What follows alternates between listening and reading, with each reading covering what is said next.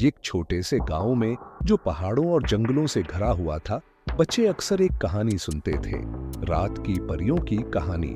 गांव के बुजुर्गों का कहना था कि जब पूरी दुनिया सो रही होती है, तब ये खूबसूरत परियां आसमान से उतरती हैं और अपनी जादुई रोशनी से गांव को चमकाती हैं, लेकिन किसी ने उन्हें कभी अपनी आंखों से नहीं देखा था। जोया एक नन्ही बच्ची जो गांव के बच्चों में सबसे ज्यादा तजस्सुस भरी थी, हमेशा सोचती थी कि क्या ये कहानियां सच हैं। एक रात जब पूरा गांव नींद में था, जोया ने फैसला किया कि वो इन रात की परियों को देखेगी। वो अपने बस्तर से उठी, अपनी टारिच और एक छोटा कंबल लिया और गांव के किनारे मौजूद जंगल की तरफ निकल गई।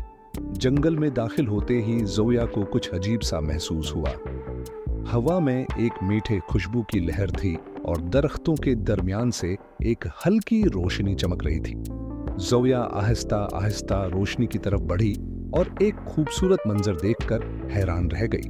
वहां परियों का एक छोटा सा ग्रुप था जो हवा में उड़ रही थी और अपने परों से जगमगाती रोशनी फैला रही थी। परियों ने जोया को देखा और मुस्कुराकर उसके करीब आए। उनकी आवाज मीठे गीतों जैसी थी और उन्होंने जोया से कहा, हम रात की परियां हैं, हम दुनिया में खुशियां और रोशनी हैं फैलाने आती हैं, लेकिन सिर्फ इन लोगों को नजर आती हैं जो दिल के सच्चे और नेक हों। जोया ने उनसे पूछा कि वो क्यों छिप कर आती हैं। परियों ने जवाब दिया, हम सिर्फ इसी हैं। वक्त आती हैं जब दुनिया खामोश होती है और रोशनी की जरूरत महसूस करती है। हमारा काम है उम्मीद और खुशी फैलाना। परियों ने जोया को एक खास तहफा दिया, छोटा सा जगमगाता पत्थर जो हमेशा उसे याद दिलाएगा कि रोशनी और खुशी सिर्फ उनके पास आती हैं जो दिल के अच्छे हों। अगली सुबह जोया ने अपने गांव के बच्चों को अपनी कहानी सुनाई।